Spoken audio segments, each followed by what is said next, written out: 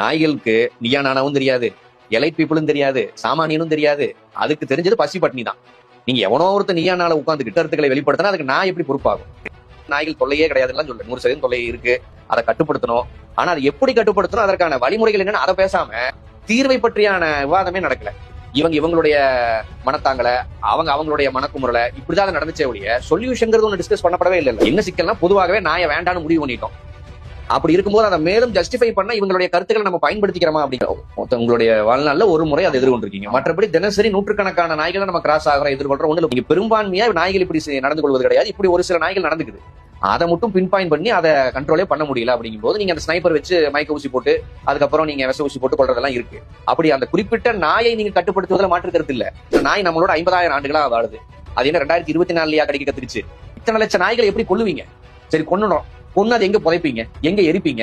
இதெல்லாம் பண்ணும்போது இன்னும் புது புது வியாதிகள் வரும். ராபிஸே பரவாயில்லப்பான்னு சொல்ற அளவுக்கு புது புது வியாதிகள்லாம் வரும். இத்தனை லட்சம் நாய்கள் நீங்க கொன்னீங்கன்னா நான் என்னங்கிறேன், கொல்வதை தீர்வுன்னு சொல்லாதீங்கன்னு தான் சொல்றேன். இப்போ நாய்ங்கிறது ஒண்ணு இயற்கையா உண்டாகல, நீங்க அது காட்டுக்குள்ள இருந்துச்சு. நீங்க மனுஷன் முதல் பழக்கப்படுத்தின மிருகம் நாய் தான். ஆக நம்மளை நம்பி வந்துச்சு. நம்மளை விட ஒரு பல நூறு தலைமுறைக்கு முன்னாடி நம்மளுடைய மூதாதையரை நம்பி வந்துச்சு. ஆக அந்த கிழவு பண்ண வேலை தான் இது.